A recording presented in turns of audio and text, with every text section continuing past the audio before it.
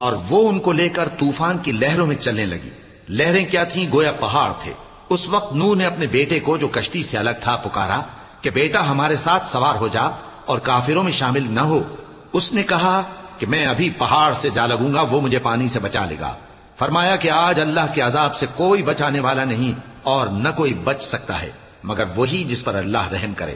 اتنے میں دونوں کے درمیان لہر حائل ہو گئی اور وہ ڈوب کر رہ گیا، اور حکم دیا گیا کہ اے زمین اپنا پانی نگل جا اور اے آسمان تھم جا، اور پانی خشک ہو گیا اور کام تمام کر دیا گیا، اور کشتی کوہ جودی پر جا ٹھہری اور کہہ دیا گیا کہ بے انصاف لوگوں پر لعنت۔ اور نوح نے اپنے پروردگار کو پکارا اور کہا کہ پروردگار، میرا بیٹا بھی میرے گھر والوں میں ہے، تو اس کو بھی نجات دے، تیرا وعدہ سچا ہے اور تو بہترین حاکم ہے۔